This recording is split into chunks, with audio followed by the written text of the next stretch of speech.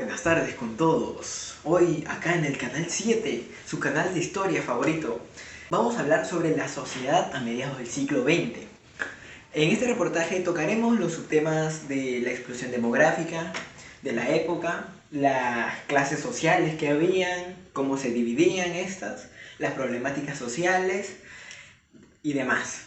Bueno, antes de pasar con los especialistas del tema, les voy a dar una pequeña introducción.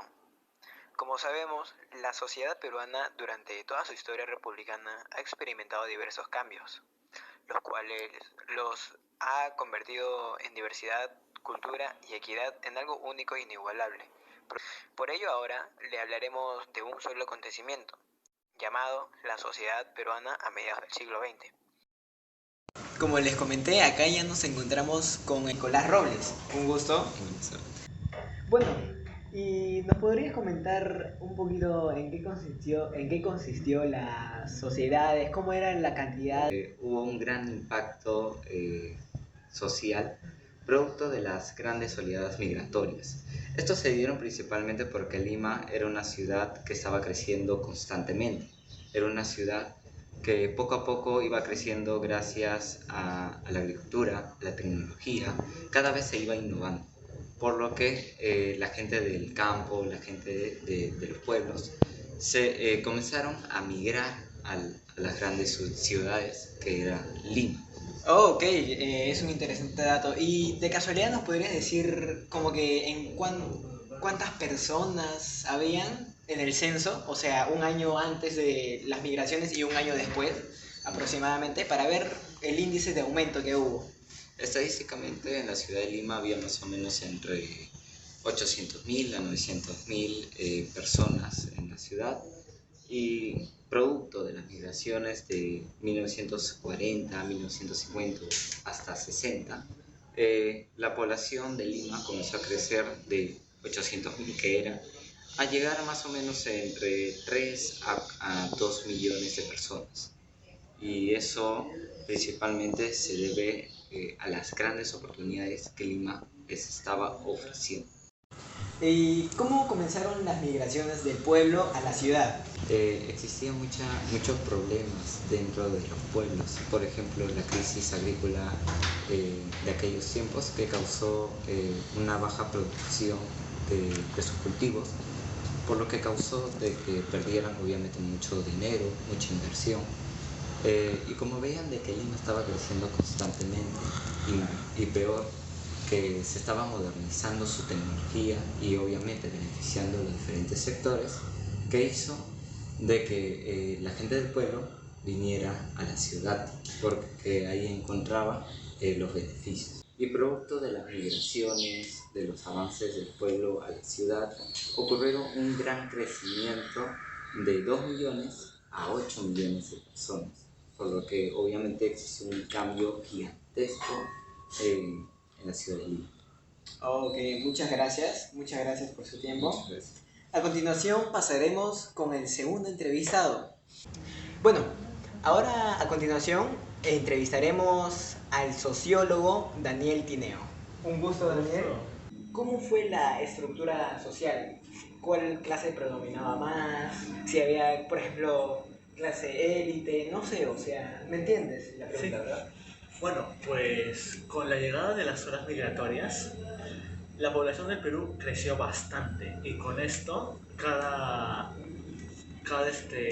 parte de la estructura social del país tendría bastantes cambios.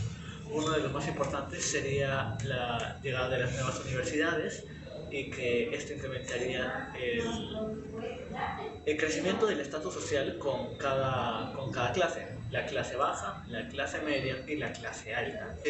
La época en la que nos encontramos, la cual es el siglo XX, fue en donde comenzó toda esta creencia. El hecho de poder estar en una universidad cara hace que tengas más prestigio. En cambio, si estás en una universidad pública en ese entonces, te denominaban con el término de terruco, puesto que estas universidades públicas estaban más que nada dominadas por los terroristas de ese entonces. En cuanto a las clases sociales, la clase baja sería obligada a estar en universidades públicas, puesto que estas eran completamente gratis, sin costo alguno, y era la mejor opción para el campesinado, los obreros y los artesanos, gente que no tenía mucho dinero y que tampoco podía mantener una universidad privada.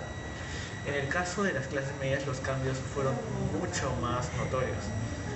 Esta se terminaría dividiendo en tres subgrupos: la clase media emergente, la clase media consolidada y la clase media tradicional.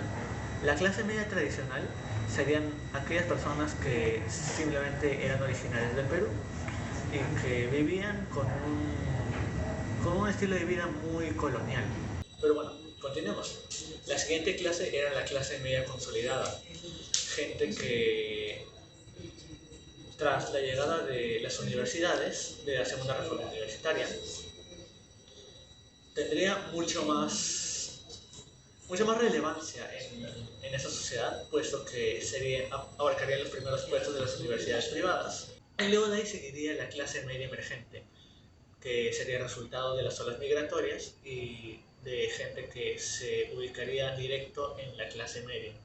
Y en cuanto a la clase alta, la oligarquía, pues se posicionarían directo en las clases privadas más caras, más costosas, y por lo tanto tendrían la mejor educación. Y bueno, él no solamente habla por un conocimiento corto, así, él habla ya de años de experiencia. Y bueno, es un gusto hablar contigo, Valentino. En este enlace en vivo, yo les hablaré un poco sobre las problemáticas sociales. Primero tenemos la creación de las barriadas. Ustedes me preguntarán, ¿por qué surgieron? Bueno, primero, para darles contexto, no habían trabajos. Debido a la sobrepoblación que existía, ¿no?, por las migraciones, no existían trabajos. Además, la infraestructura era insuficiente para todos los pobladores. Y estos no alcanzaban los servicios básicos, como en ese tiempo había luz y agua. Luz en algunas zonas, las de la parte que tenían más dinero. Y bueno, debido a esos problemas se crearon las barriadas o asentamientos, que ahora se les denomina asentamientos humanos, que fueron casas construidas con materiales propios. O sea, cada persona, cada familia se encargaba de construir su propia casa en lugares que no estaban dirigidos por la municipalidad. Entonces, ellos preferían las zonas aledañas de Lima, porque así no había mucha molestia del gobierno peruano. Por ello crearon las barriadas, que aún hoy en día podemos seguir viendo en algunas zonas de Ventanilla, San Juan de Lurigancho, e incluso Atevitarte. Y en sí, la primera barriada que existió fue en el Cerro San Cosme, si mal no recuerdo, en el año 1946. Otra problemática importante es el indigenismo en el campo. Esto surge como respuesta a la discriminación y la marginalización que han sufrido históricamente los pueblos indígenas. El rechazo, toda la discriminación, especialmente en América Latina. Esto busca promover la inclusión de las comunidades, proteger sus derechos, entre otros. Bueno, el indigenismo en el campo, en la sociedad en el siglo XX, lo vemos cuando, especialmente en la sierra, se construyeron haciendas o gamonales. Y en las haciendas había un hacendado, que era un gamonal. Son sinónimos ambos.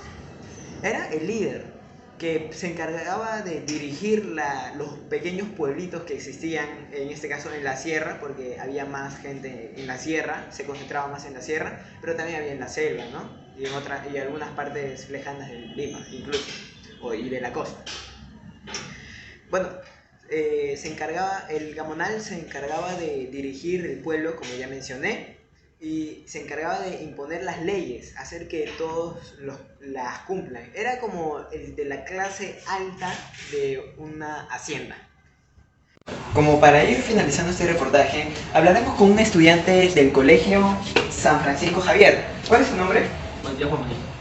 Y bueno, él nos ha comentado detrás de cámaras que sabe un poco sobre el tema, sobre la sociedad a mediados del siglo XX. Unos datos curiosos, de repente, ¿nos podrías comentar qué es lo que sabes? Bueno, sé que a mediados del siglo XX comenzó lo que es el feminismo. ¿Por qué? Porque las mujeres ya querían empezar esa lucha para tener los mismos derechos que los hombres. También en ese siglo se crearon muchas organizaciones, asociaciones y empezaron a demandar mucho lo que es el sufragio femenino, porque si bien es cierto, sabemos de que los hombres solo podían hacer ese tipo de votación y esa participación. Entonces las mujeres no se querían quedar atrás y dejando al lado lo que es el machismo, están luchando para tener ese sufragio para ellas. Y luego también, luego de eso empezaron a luchar por la educación y la eliminación contra la discriminación de género. Y bueno, ya en 1955, como a mediados del siglo XX, ahí es donde se da la promulgación de la ley de sufragio femenino. Es interesante que desde ya el siglo XX ya podíamos escuchar sobre este tema que hoy en día es muy comentado, ¿no?, en todo el mundo. Pasaron muchas cosas, con más que nada el feminismo, porque se empezó a expandir por todo el Perú y se empezó a diversificar. Porque si bien es cierto, las mujeres eran muy maltratadas también por parte del machismo, por parte de esa discriminación de género, por parte también porque supuestamente todos pensaban de que la mujer era para la casa, la mujer era para criar hijos y solo era para eso. Y los hombres eran los que hacían los labores supuestamente que eran con mayor importancia. Entonces eso fue lo que va causando lo que es la lucha también contra la lucha en los derechos para la mujer. Oh, me parece interesante eso. Y cuéntame, o sea, ¿en el colegio tratan el tema seguido? ¿En qué curso? ¿Con qué profesora? ¿Me podrías comentar? Sí, en el curso de sociales con la Miss Elisa de Macacusco. La verdad es que sí es muy reflexivo este tema, porque más que nada también algo que pude investigar fue el movimiento de Manuela Ramos, que fue una defensora y una promulgadora para la creación de muchos derechos de la mujer y la lucha contra la eliminación de esta discriminación y exclusión, porque más que nada las mujeres también después, luego de los derechos, querían tener como que esa participación política, esa participación también en el trabajo y que tengan la misma equidad salarial que un hombre. Tenemos un progreso para un país donde hombres y mujeres tienen que ser iguales. Ahora sigue viendo las mismas problemáticas a veces por parte del machismo, por parte del feminicidio que se hace también en estas épocas, pero lo que queremos para el Perú es que siga avanzando y ya no surjan estas cosas. Y nada más. Muchas gracias por la entrevista, alumno Matías Guamaní. Y bueno,